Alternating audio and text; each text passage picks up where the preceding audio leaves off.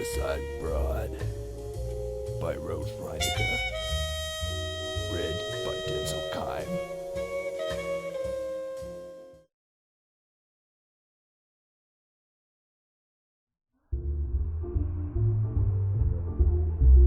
As I stood on the balcony, listening to the party, having my last smoke, I wondered if tonight was the night.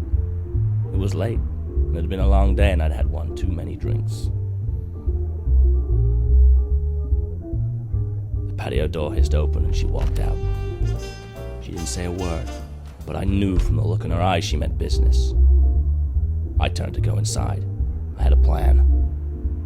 She grabbed my arm and made eyes at me. This broad was crazy. She wouldn't let go. I grabbed her wrist. There was a struggle. I knew an accident had to happen. Her foot caught the railing and off she went. There was a dull thud. And then nothing. She didn't even scream as she fell. Maybe she had known it was coming. I looked down for a moment, but I didn't feel a thing. She was the lowest of the low. And now the city would sleep easy knowing she was gone. I made my way back inside. I disappeared from the party like a ghost in the night. New York is cold this time of year.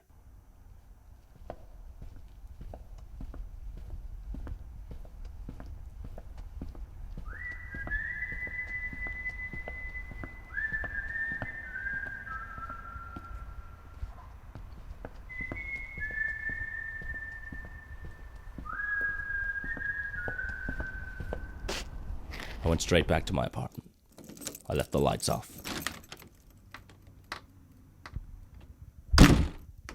I didn't want anyone to know I was home. I poured another 2 fingers into a glass, and then I heard the sirens. The shrill sound has always turned my stomach. Pretty ironic for a cop. Sirens passed. Of course they weren't for me. That was a paranoia speaking.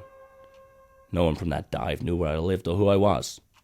I picked up the telephone and barked Susie's number to the operator.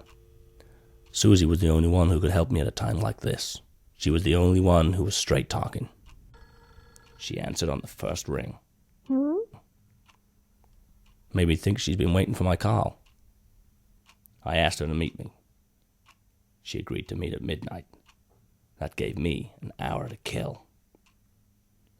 I poured myself another scotch and sat back to assess the situation. The girl was dead. Did I feel guilty? Not a damn. She deserved everything she got. It had taken us months to find her, and after what she did, it was only a matter of time.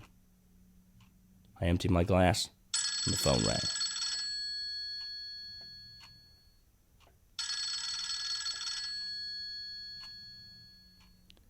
It was my chief back at the station. He told me that the dame was dead and asked if I knew anything about it. I paused. He'd known me for too long not to understand my silence. He told me that they were going to chalk it up to suicide.